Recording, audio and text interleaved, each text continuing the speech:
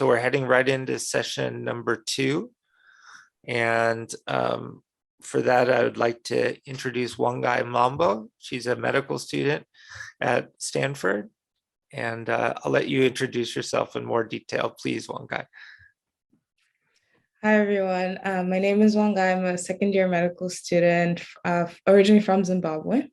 And I am part of the co-leadership this past year of the Medical Students with Disabilities and Chronic Illnesses at Stanford.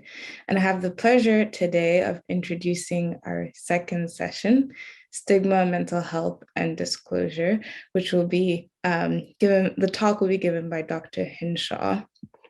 And I have the pleasure of introducing him as well.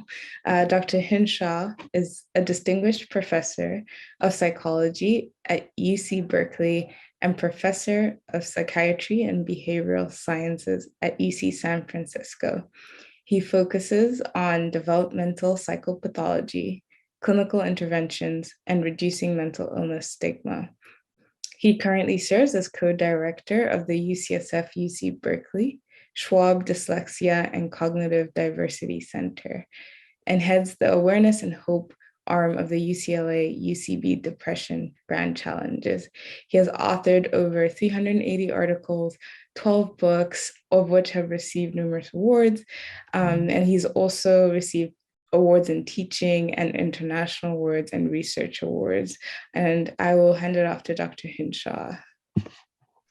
Thank you so much for the great introduction. If you'd gone in any longer, I would have to have reduced to 2 slides, but I still have some time. So I am going to share my screen, and I'm hoping that everyone can see the slides. Yes, a thumbs up? Confirmed. Good.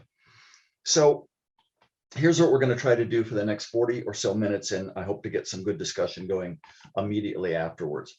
First, a disclosure slide, book royalties, funding from a number of government agencies. So I'm going to spend a few minutes talking about this often noted concept of stigma and go back into its historical origins. Trigger alert, this is a horrible term back in history and currently, and so we'll get into it. We'll talk about research on stigma, especially directed toward people with mental and neurodevelopmental conditions, and how stigma has not really changed fundamentally over the last 50 years, although we're starting to see some glimmers of hope. We'll conclude with a slide or two on efforts to reduce stigma, but interspersed throughout the talk will be a very directly personal and family account of very serious mental illness in many family members, and what the impact of stigma has been that compounds and worsens the impairments that can be related to mental disorders. So stigma is a term that intriguingly has its origins in both ancient Greek and Latin languages. And it literally means the brands or burn marks in the skin, blazoned onto the skin of somebody who's a member of a devalued group. It also refers to the sharp metal instruments, often burned at the ends, to make those brands. So I told you it's an ugly term. Most stigma today doesn't involve physical brands. It involves a psychological inference that the person is a member of an extremely devalued group. Now, if you were in Europe in the 30s or 40s and were rounded up into a concentration camp, you were literally stigmatized by numbers branded into your left wrist.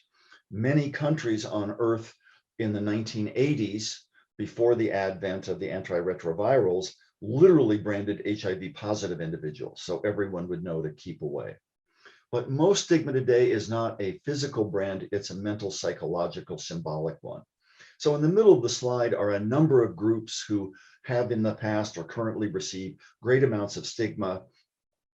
We don't have anywhere near enough time to go into all of such groups. I'm going to point out one thing in the middle of that second bullet, left-handedness. That seems trivial. Well, believe me, back in the Midwest some decades ago, my maternal grandmother did not want my little sister Sally to be left-handed and took extreme means to make sure she wasn't. Left-handedness comes from the Latin sinister.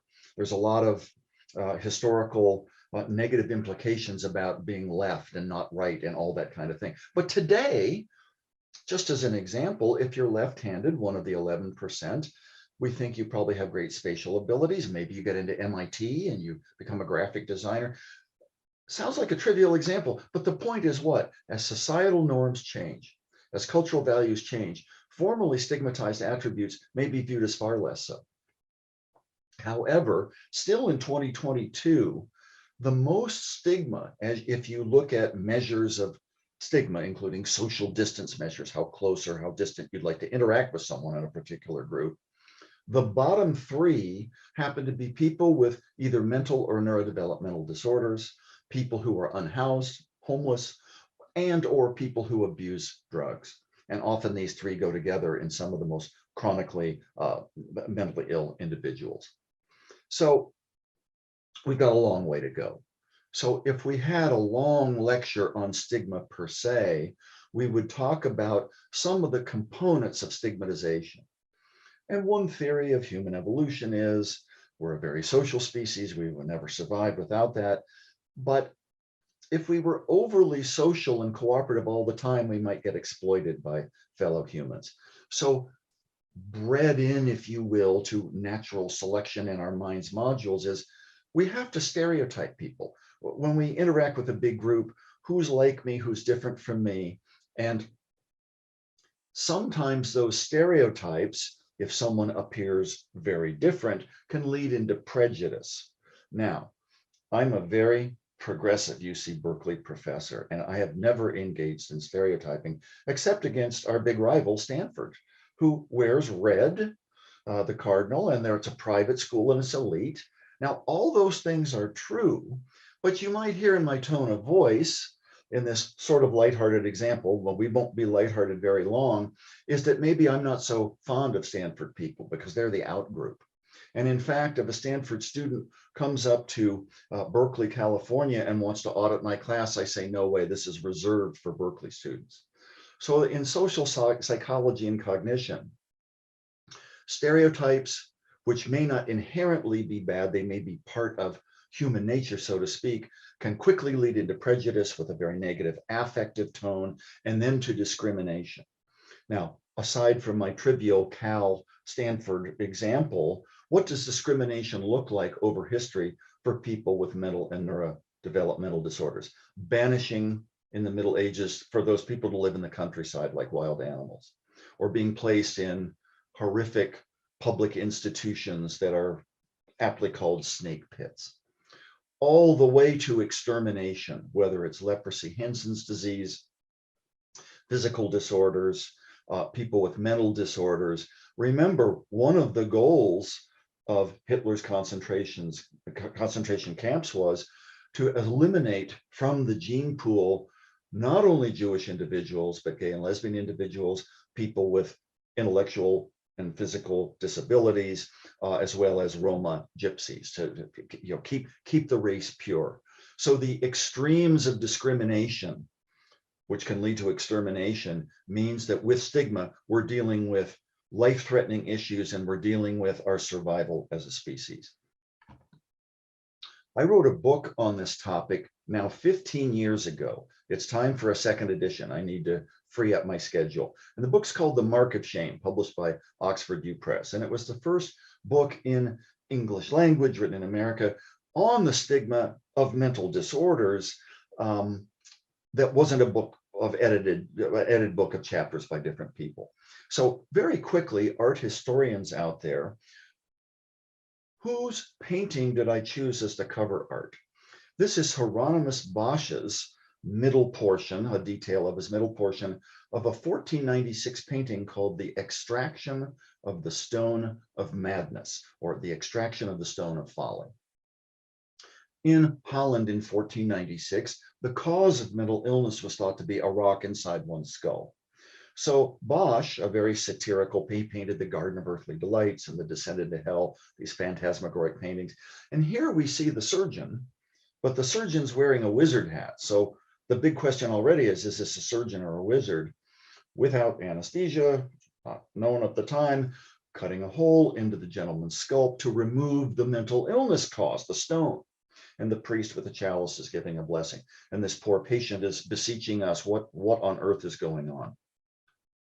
If you read up on Bosch and this painting, and if your eyes are good with the kind of dusty PowerPoint here, you can see 4 little white tufts emerging from the patient's head, not a stone or a rock. What on earth was Bosch depicting? Bosch was depicting that the surgeon wizard was removing a flower, not a stone. The name for mental illness in Holland back in the day, 500 years ago, was you were called a tulip head. Tulips, the big source of commerce back then and still now in the Netherlands. So Bosch was painting very sarcastically and with a lot of prescience. If you removed the tulip, if you remove the label, would that be liberating? Or is the tulipness, is the quote mental illness and that diagnostic label empowering and enabling because it allows you to get treatment? So 526 years ago or whatever, Bosch's painting has a lot of modern resonance. Now for our day-long seminar. Oh, I'm sorry, I've only got 40 minutes, so we're going to have to go very fast. What are theories of why stigma might exist? And we could spend an hour on each one. Maybe someone who doesn't look like us, behave like us, have what we think of as the same abilities that all humans should have, is a threat to our own stability or our own sense of being solid. And we tend to act out or exclude people who are psychologically threatening to us. If we believe that untoward behavior can be controlled, well, we tend to cascade it. If it's a part of a disease or illness, well, the person can't help it. Wouldn't that lead to lower stigma? Well, it might lead to lower blame, but in fact, a purely medical model of mental disorder in which it's the product of or the result of deficient DNA or deviant chromosomes or a brain that doesn't quite work right actually leads to more stigma because it leads to the presumption of dehumanization. We talked a little bit about evolution and stereotypes, prejudice, and discrimination a minute ago. Stigma exists in societies that are hierarchical, where there's disparities between the top and the bottom, which means every society ever created. And of course, in the US today, with the difference between the upper 10 and the lower 10% of the population, as high as it's been in 100 years, little wonder that stigma still persists against people who are believed to not try hard enough or not have inherently human capabilities. Let's go to Pavlov and classical conditioning with the Pavlov's dog salivating to the bell, not the meat powder. What's the main image of mental illness and neurodevelopmental disorder in today's society and media?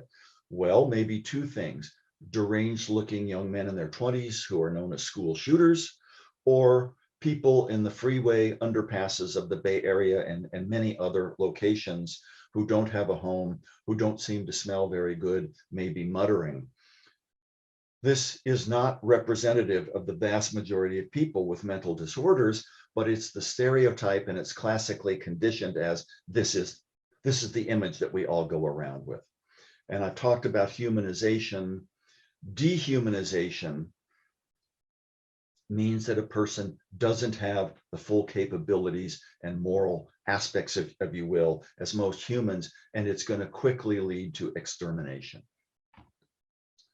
So we know more in the United States about schizophrenia, bipolar disorder, PTSD, autism spectrum disorders than 50 years ago. Many studies using exactly the same measures over this 50, 60-year time span show us that knowledge has increased. There's psychology courses in high schools, psychology's all over the media these days. However, attitudes, including social distance, would you live in the same state as someone with condition X, Y, and Z, or attend the same school, or work with, or be a neighbor of, work on a project with, be friends with, go out with, allow your daughter to marry, this continuum of sort of distant interactions to very intimate ones. Those are the classic measures of stigma. Even though knowledge has increased, social distance remains very high toward people with mental and neurodevelopmental disorders. Much research has shown this.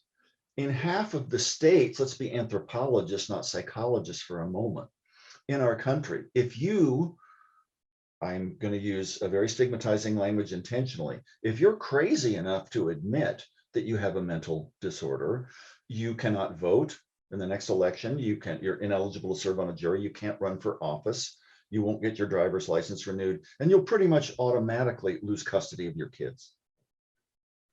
Because I have a history of pretty severe depressions, as do many people in my family, and there's eating disorders in my family. So I'm mentioning key examples here. That means I lose my rights automatically for such roles in society. That's discrimination. It's a good thing, as I wrote in The Mark of Shame, that this was not a federal law in 1860. Lincoln would have been automatically been ineligible to run for president, given his depressions and potential hypomanias, bipolar type 2. Same for Churchill back in the 30s and in the UK. Is there a glimmer of hope? Our colleague at Indiana University, Bernice Pesco-Solido, a quantitative sociologist, published just a few months ago at the end of the last year in JAMA Open Network, the first national data, and she's been doing this work for decades, looking at the trends with similar measures. Social distance by 2018 and 2020 had been significantly reduced toward people with depression in national surveys. But in the same results section and in the same discussion section of the paper, social distance toward people with schizophrenia or substance use disorders had actually slightly worsened. So we're inching toward progress, but it's not consistent. Two more chalk talk academic slides, and then we'll get more personal. If I'm a member of a group that receives stigma, it's probably natural that I will know back in the day around the campfire or today on social media what society stereotypes are. And I may be very likely to internalize that stigma. I'm a member of group X, Y, or Z, so I don't deserve my full rights. We know that such internalized or self-stigma is not automatic. In fact, if I'm in a group that demands rights and forms solidarity and has self-help and support and advocacy groups, my self-esteem may be high and my level of self-stigma may be low. This is crucial because it's only been recently that there has been such support and advocacy for people with mental and neurodevelopmental disorders. Why is this important? Levels of self or internalized stigma predict two things pretty clearly for people with mental and neurodevelopmental disorders and their families: not getting engaged in treatment or dropping out early. Now, there's structural reasons why treatment is still a huge barrier, but the internalization of stigma, if there's public stigma and I internalize it as a member of an out group, I'm not going to get the care that I need. And this other term seems kind of strange, courtesy stigma. Erving Goffman was a qualitative sociologist, ended his career at Berkeley. Fortunately, he had passed away before I made my way up to Northern California. Wish I'd known him. He wrote a book in 1963 called Stigma, Notes on the Development of a Spoiled Identity. Goffman was the guy who, back in the 50s, admitted himself to a major mental hospital on the East Coast for 6 months to see what it would be like to live in what he later termed a total institution, where you're shorn of all your identity and personal identifiers. In his book on stigma, in one of his chapters of this short but very authoritative book, he said, if society, and he's being very sarcastic, if society bothers to stigmatize you because of the group you're in, it's only common courtesy for society to stigmatize anyone close to you, like your family members. So not only are family members close to a devalued individual, but for most of the 20th century, family members, especially parents, were directly believed to have caused autism spectrum disorders because they were refrigerator parents to which their kids could not bond. Or there was the schizophrenic mother whose hostility, aloof, and demanding style created a false delusional identity in the offspring. We need to update not only our knowledge, but our attitudes and our humanization to realize that there are genetic contributors to many forms of mental and neurodevelopmental disorder. Family support is still crucially needed, but the blaming of the victim and blaming of the families is not only wrong, but it also clearly contributes to public and internalized stigma. So we're going to shift gears, and this is a book I wrote 5 years ago called Another Kind of Madness. The title from this book comes from a quote from James Baldwin in one of his classics, Giovanni's Room, where he talked eloquently about madness being the ability to forget the past or the inability to forget the past, and in this long sentence, and another kind of madness is, and my editor back at St. Martin's Press and I, a year before the book came out, said, in this one of these conversations, we didn't know where it was going because we were thinking of a book title. Isn't stigma really another kind of madness? And in fact, it's a kind of madness that makes any form of mental or neurodevelopmental disorders almost intolerable, because people abandon hope and there's no societal support and the despair continues. So this is a photograph of my father, a philosophy professor at Ohio State University, and me at the age of 18. Notice the mustache and long hair. We'll have no further comments on that. In our backyard in Columbus, Ohio, in June of '71, 2 months before, I had come back from the East Coast for my first year of college for my first spring break. And my dad, my sister was over in high school, my mom was over teaching English at Ohio State. My dad pulled me in a study and said, "Son, perhaps it's time you learned about some of the details of my life." My main recollections of my first 18 years of life had been a very warm family, parents who were university teachers, 50-yard line seats at Ohio Stadium to watch the Buckeyes because Dad had been a professor since he was 25 and had priority tickets, and Dad's utter sudden absences for months or even a year at a time, unexplained. Mom couldn't say. When Dad came back, it was as though nothing had happened. I had no idea until this first talk, a couple of months before this photo was taken, that the reason for these absences were Dad's horrific episodes of bipolar disorder, misdiagnosed for 40 years as schizophrenia, and his being placed in some of the country's worst snake pit mental hospitals, in a couple of which he nearly died from maltreatment by staff at those huge public institutions. When I was very young, and my sister was a year and a half younger, my dad would come back home from these episodes, poorly treated, mistreated in many ways, and asked his lead doctor at Ohio State, "What do I tell my young children about my absences?" And his doctor looked at him in the eye and said, "Professor Hinshaw, if your children ever learn of your mental illness, supposedly chronic schizophrenia, and your hospitalizations, they'll be destroyed permanently. You and your wife are forbidden from ever mentioning the topic of mental illness." So this was the doctor's orders in the 50s and 60s. If you even mention to children in a family a parent's mental illness, you've doomed the children to a life of despair forever.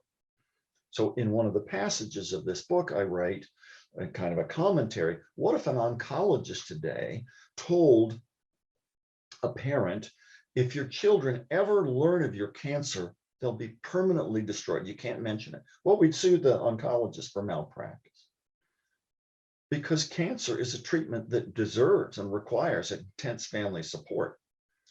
But remember, if you're old enough, or I'll tell you if you're not, back in the 30s, 40s, 50s, 60s, even 70s in the US, until attitudes changed, if your grandpa or your great aunt died of cancer, in the obituary, you would never put that. You would say died of natural causes or an unknown illness, because cancer was believed to be a psychosomatic illness caused basically or brought on by the loss of will to live, and then the cancerous cells took over. And what about today? Cancer is a cause. The NFL dudes, the behemoths, wear pink knee socks one Sunday every fall to support breast cancer research. What color knee socks do they wear to support mental health research? It's a trick question. There is no color. We're not there yet.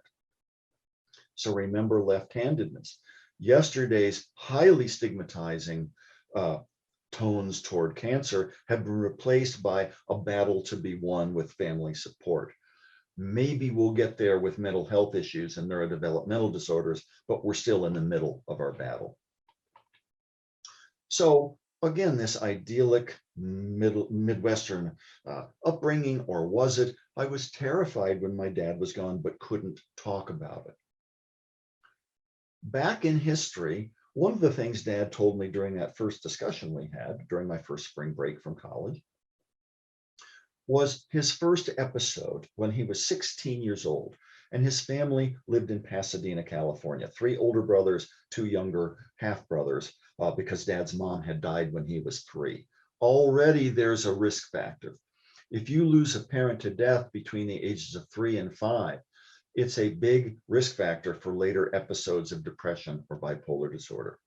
If you lose a parent to death when you're an infant or toddler, or when you're older, there is some risk, but it's much less than when you're 3 to 5, because this now language is emerging and you have a memory of the parent, but there aren't many words to really deal with the loss. And so back in Pasadena, Dad's dad, my grandfather, had been a major leader in the national prohibition movement. And then prohibition failed, and he turned his attention to international prohibition matters. So during the 30s, in this stern, Quaker, very religious and intellectual household, international prohibition leaders would come after meetings in Pasadena, which was a good prohibition town back in the day, to discuss the world situation. And my dad remembered these people from all over the world saying, don't you Americans know that Hitler and Mussolini are going to take over the world? This is international fascism, and you can't be isolationist any longer.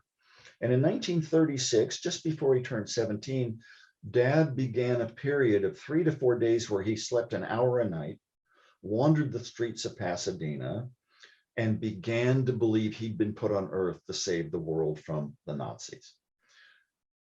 Clinicians out there will now retrospectively know that Dad was fast developing a very severe episode of mania. And in fact, on that 3rd night, he lifted up his arms and believed they'd become wings.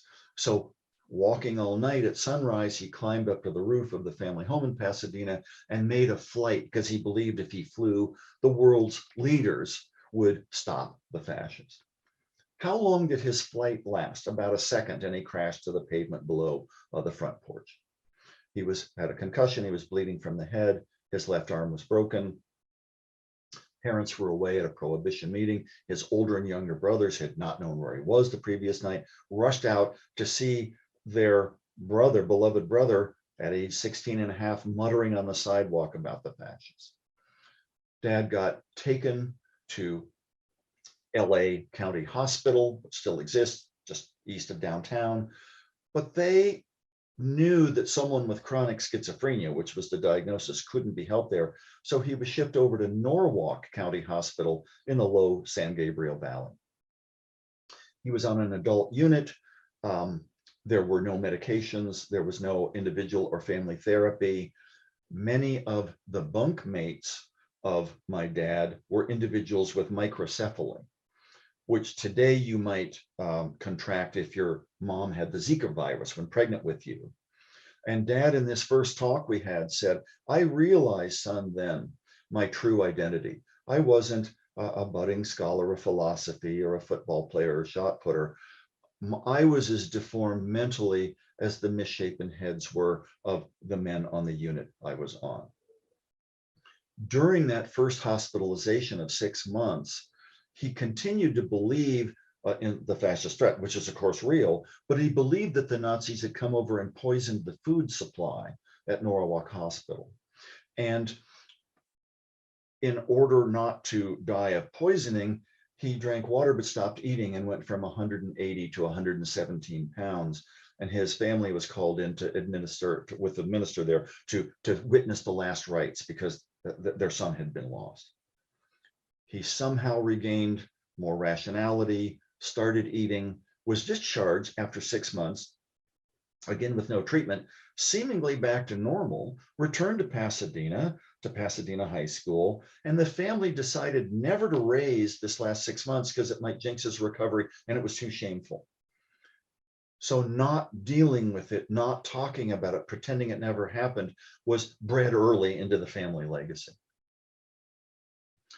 Dad, to go very quickly through more of his history, did very well in high school and at Pasadena Junior College, as it was called then, before it became Pasadena Community College. Got a scholarship to Cal Berkeley, instead made a choice to attend Stanford, where he majored in philosophy and psychology. I often teased him that he should have gone to Berkeley well before I became a professor at Berkeley. And didn't go overseas in the 40s to fight in World War II because he was both in a family of conscientious objectors with their Quaker background, but also he was 4F because he'd been 6 months in a back ward of a loony bin, of a lunatic asylum. He decided to go to graduate school at Princeton in philosophy. There he studied with Bertrand Russell, who was visiting from England, and got to know Albert Einstein and wrote a chapter on Einstein's social and moral philosophy. So Dad had already begun in his late teens and early 20s a life of hugely debilitating psychotic episodes, along with very high achievement. And his life of these kind of bipolar cycles had begun. At the end of his Princeton years, as World War II was coming to a close, he thought he could predict the end of the war through telepathy, started to get quite manic again, was disruptive, and got shipped over to Philadelphia State Hospital at Byberry, which was then a town up north of Philadelphia. It's now a suburb. And he spent another 6 months there in a ward for men where 7,000 men were housed in space for 1,400. He believed when one of his brothers came to visit him and take him on a day pass for the first time, a few months into his stay, they had to cut short their visit to get lunch out of the facility because Dad said, "I'm being held in a concentration camp." And his older brother said, "Well, Virgil Jr., Dad was known as Junior, what do you mean? You're outside of Philadelphia. You're at Philadelphia State Hospital." My dad would have nothing of it, made my brother, my uncle, his brother, turn the car around. And my uncle told me years later, when I was born and got to know him, how devastating the psychosis of what was by then diagnosed correctly as bipolar disorder could be. Now, when I was researching The Mark of Shame, the book I showed you the cover painting of a while ago, I came across several books on mental hospitals in the United States in the 1940s. In one of the books were photographs taken by conscientious objectors and snuck out of the hospital that showed shallow graves and starvation and beatings regularly occurring at Byberry. And Dad was beaten every week by fellow inmates and staff. Another book, The Shame of the States, written in 1948 by Morton Deutsch, the big expose of the snake pits.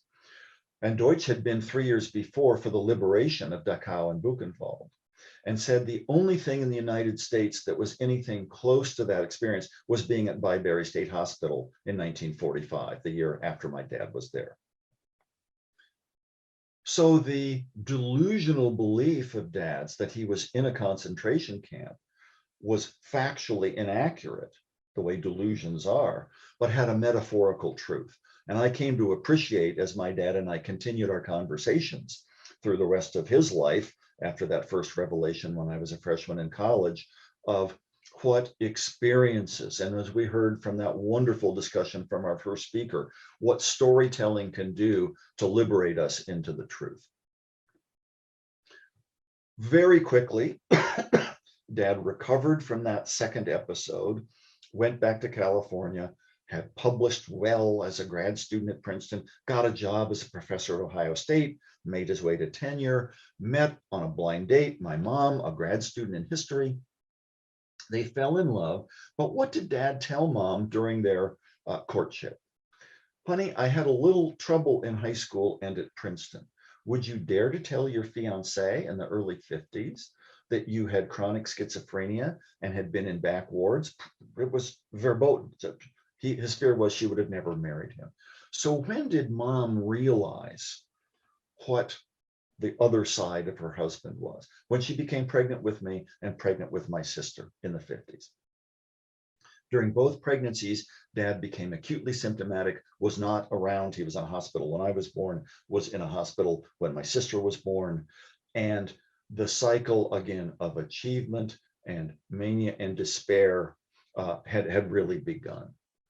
It was when my sister and I were little that dad received the very clear pronouncement from his psychiatrist that mental illness and hospitalizations were never to be mentioned. So what was my upbringing like? Very warm. Dad was wonderful and very accessible when he was around. Mom was the hero that kept the family together in silence. But maybe it was my fault dad would disappear as though into thin air. Maybe if I spoke up and dared to raise a question and he returned, he'd go away again. Was he sick or was he dead or alive? I never really knew until he would return. So I had internalized the blame for absences. When kids are in a family and there's something going wrong and nobody talks about it, I think the kid has two fundamental choices. A, start to believe that the world is a random, cruel place, which is not a very happy attribution to have, or B, start to believe that you could control it. Now, it may be that the kid has very little control, but at least the sense of being in control of it preserves some stability or preserves some sense that things can get better. And I was clearly in that latter camp. By high school, sports and academics were kind of my refuge.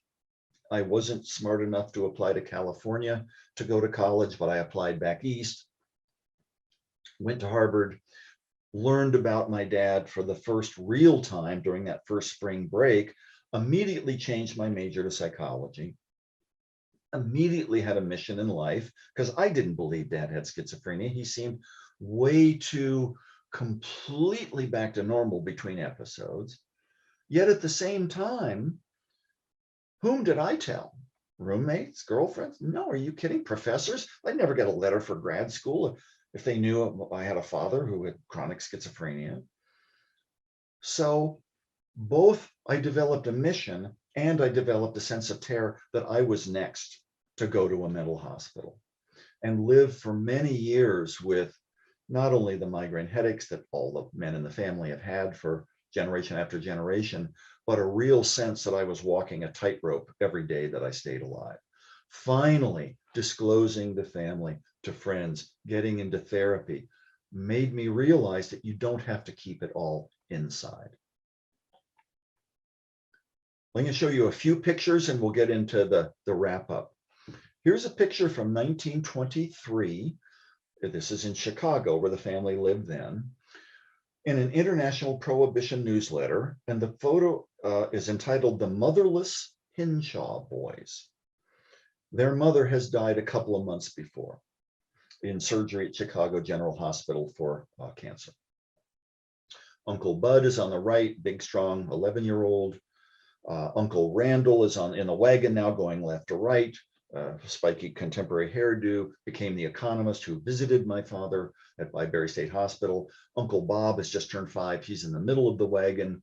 He was the first out of the house in 1936 to witness his little brother, little Virgil Jr., on the pavement, and decided soon in his freshman year of college to become both a psychiatrist and a psychologist. And he did. He got an MD and a PhD and was a practicing therapist because he was so worried about his brother's mental illness. And then there's little Virgil Jr. To the right in the wagon. He's got a very frozen facial expression. The other boys have sort of polite smiles. And again, his first memory, which he told me during that first talk we had as well, was of just before this, walking into the living room of the family home outside of Chicago, and his father pointing to the box in the middle of the room saying, "That's a coffin. In it lies the remains of your mother. You will never see her again in this lifetime." So losing a parent at an early age and having your first memory of being the last time you will ever see your mother clearly were a risk factor for dad's episodes.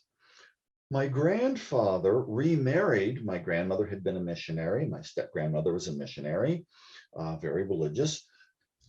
When she remarried and before she had her own kids, the half brothers, she picked little Virgil Jr., the youngest of the four original, to ritualistically abuse physically. So she would train good morals into him, and then would, as he got older and headed towards puberty, rub olive oil into the wounds, which Dad associated with sexual pleasure. So not only did he lose his bio mother when he was 3, but receive physical and sexual abuse during his late childhood, another big risk factor. And third, of course, are the genes that we know underlie much of the risk for something like bipolar disorder. Here's Dad out of his first hospitalization at Norwalk, back valedictorian at Pasadena High School, just before he headed off to Stanford for college. Here's all 6 of the boys, now in their 20s and 30s, at a family reunion in Pasadena. Uncle Harold, he was the strong one on the side of the wagon before, developed alcoholism, which was a big stigma for the son of the prohibitionist, and died of alcohol poisoning. Uncle Randall in the white shirt next, there in chronological order, had a lot of anxiety, very kind man. Uncle Bob in the plaid shirt, the psychiatrist and psychologist, had very severe migraines, started to prescribe, had his MD, painkillers for himself, which he started to inject, and lost his leg to gangrene and died of kidney failure secondary to substance abuse. My dad is the 4th from the left in the white t-shirt. He's clearly regained all his weight, is looking very strong and optimistic. And on the right are the 2 half brothers. They're in their 20s. You can see that they have male pattern baldness. The 4 boys on the left have full heads of dark hair.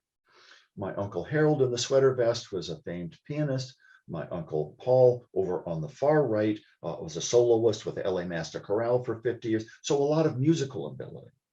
And the firstborn son of Harvey Jr. or Chip, developed schizoaffective disorder, shot himself in the chest when he was 31. He found it very hard to live outside of mental hospitals. And Uncle Paul on the far right, his firstborn son, Marshall, has had schizophrenia since his first semester at Berkeley in 1968. I bring him food. I'm going to bring some to him tomorrow to his tiny little apartment in Berkeley. So on the left, mood and anxiety and substance disorders. On the right, musical ability and schizophrenia spectrum. So as you might imagine, when I was in college and before I was talking with anyone, I was drawing family trees and wondering who would end up on which side of the divide as they grew older. Here's Dad and me. I'd gotten my PhD from UCLA, and my mom's taking a photograph of us on a beach near Santa Barbara. Dad is in his mid-60s here, full head of dark hair. Not everything is genetic. I'm not sure what happened up on top of my head. Little bit of a paunch from the lithium. I had finally diagnosed him correctly and convinced his doctor to get him on lithium, and he actually had bipolar disorder, not schizophrenia, right when I got out of college. And here is just 6.5 years later, up here in Stinson Beach in Northern California. Dad is approaching 70, and you can see if you look carefully and juxtapose the pictures, he's starting to stoop. He's lost 25 pounds, started to shuffle, and had a long progression into Parkinson's disease. Dad received the Thorazine, the original antipsychotic med prescribed by his brother. He was the 4th patient in the US to get it. And he had many electroconvulsive shock therapies, which can be a very effective treatment for refractory depression. But if he'd been diagnosed correctly with bipolar disorder, he would have never needed them. And I'm pretty convinced that the misdiagnosis, being on the wrong meds for well over 20 years and having the shock treatments he did not need, probably promoted the Parkinson-like illness that he finally passed away from at the age of 75. Mental and neurodevelopmental disorders have a lot of impact, but people can still be resilient. It's not the stereotypic Jekyll and Hyde of bipolar disorder. Dad's humor and intelligence, very religious as well as scientific guy, strong work ethic. My mom kept the family together, unheralded, unsung for decade after decade. Dad got tenure before he was 30 at Ohio State. Given his wild behavior, Any other job he would have been fired from, but you can't fire someone if you've got tenure, except under extenuating circumstances. And what would our family have done if he'd been unemployed? We have to break the stereotypes through storytelling and realize and recognize the protective factors as well as the risk factors. Bipolar disorder has a heritability of 85%. Differences in people's tendencies toward bipolar disorder are largely related to genetic differences between them and others rather than environmental differences. However, if you have bipolar disorder or the genes for it, and you've been maltreated, the already very high risk for suicide is upped by 50%. So it's both genes and early experience that are the promoters of some of the most devastating consequences of mental disorder. And in our teams at Berkeley, a large longitudinal sample of girls with ADHD, we found for girls with ADHD who are at high risk for later non-suicidal self-injury and suicide by the time they hit their 20s, that risk is more than doubled if they've received maltreatment and trauma in their early years of life. So a parallel finding. Remember that last photo, Dad up at Stinson Beach starting to fail. During a talk we had around that time, he told me that he wished most of his life he'd had cancer. And I thought Dad was disintegrating. I got him the right diagnosis. And I said, Dad, what could you possibly mean? And he said, think what the term mental illness means to a philosopher like me, son. It's mental, it's imaginary. If I'd had a real illness like cancer, maybe I could have forgiven myself. And here I am, I'm in my 40s now, I've been a professor for a while, and I thought I knew something about psychology and psychiatry. Part of Dad's identity was shaped by the articles I would Xerox and mail to him on bipolar disorder, manic depression, lithium treatment. And part of his identity, the deeper part, had been shaped during his early years of being maltreated and during his hospitalization at Norwalk, where he thought he was incredibly defective and was basically punished for being there. Identities are formed much more than by book learning. They're formed by the emotional experiences we have. What could my sister and I and my mom and dad all talked about had we been in family therapy, been in the 50s and 60s? If we'd been in family talk, a form of family therapy invented by Professor Bill Beardsley, former chair of child psychiatry at Boston Children's Hospital, professor at Harvard Medical School. He developed a family therapy, later branded as Family Talk, in which the goal was, in families where one or both parents had bipolar disorder, depression, or some combination, to get the family to, in front of the kids, talk not so much about the diagnosis, but about the day-to-day experiences and the behaviors, so that kids don't blame themselves. In 2 randomized trials, this kind of discussion in the original 16-week-long Family Talk brand of therapy not only helped the kids 4 months later, but 4 years later, with no further treatment, cut the kids' own risk of developing a mood disorder by 40%. Mood disorders are transmitted partially genetically. Depression, about 1/3, bipolar disorder, about 80+%. But the other transmission is through the internalization and shame and silence. The family storytelling can help contextualize and prevent internalized stigma for kids. So what can we do? Now, again, we should have a whole other talk about this, and we're going to hear different aspects of this today for different conditions. How do we attack climate change? How do we attack institutional racism? Is there going to be any single strategy? No, there are going to be multiply faceted, multiple levels of analysis. At a policy level, we do have the Americans with Disabilities Act. We supposedly have federal statutes guaranteeing parity, the same coverage for a mental health issue as a physical health issue. I'm not sure that we have an organized health insurance system in this country still today, in the 10 years after Obamacare. We need to enforce the ADA. Most people bring suit under ADA for physical disabilities. Many more people have mental disorders, but the shame and stigma prevent that. we need to deliver evidence-based treatments outside of snake pits in a truly informed, multi-level of care community mental health system. We're a long way from doing that.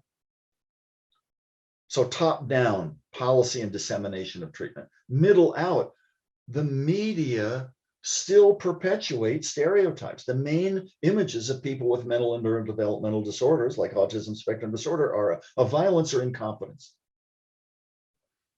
Are there more human interest stories? Is there better coverage? Yes, but overall, those are still the two main themes. What, moving kind of bottom up, does knowledge increase awareness and help reduce stigma? Somewhat, but pure knowledge. Remember, Americans know a lot more about mental disorders and their symptoms. But if it's just book knowledge, you actually learn the symptoms and reinforce the stereotypes. It's contact. It's realizing the differences we all have, accepting a wider range of behavioral differences, but also ensuring that people with mental and neurodevelopmental disorders get the services and treatments to lead fuller lives. And then at sort of the most individual level, just as we heard at the end of our last wonderful talk, it's storytelling. We're humans, we're narrative tellers, we're storytellers. This is what happened with breast cancer. Every woman spoke up, and the policymakers and the rest of society could not ignore and deny it any longer. So it's going to take multiple levels of analysis, multiple facets of improvement. And a big thing I'm working on these days is helping to get anti-stigma clubs into high schools around the country. We have 400 such clubs going, mainly in California, also in the Midwest and East, with the goal of not just providing mental health treatment, that's important in secondary schools, but having social activism and humanization drive a club model where the students devise their own curriculum of evidence-based elements to try to get themselves, their families, their school administration to open up the dialogue about mental health and mental illness. So thanks for allowing me. I think I've probably gone a couple of minutes over, and let me stop sharing. Well, I'll stop sharing my slides, but I hope I won't stop sharing information. So should I be looking at chat, or who's got a few questions? How do we do that? So we've actually run out of time for questions. Oh, shoot. But thank you so much, Dr. Hinshaw, for that comprehensive but also deeply personal account and what we can do to fight stigma. Dr. Hinshaw will be at the wrap-up session, though, so please make sure to ask him those great questions that came in at that session. For now, we're going to take a break and return at 10:35 a.m. for our third session, Making Healthy Transitions from Pediatric to Adult Services.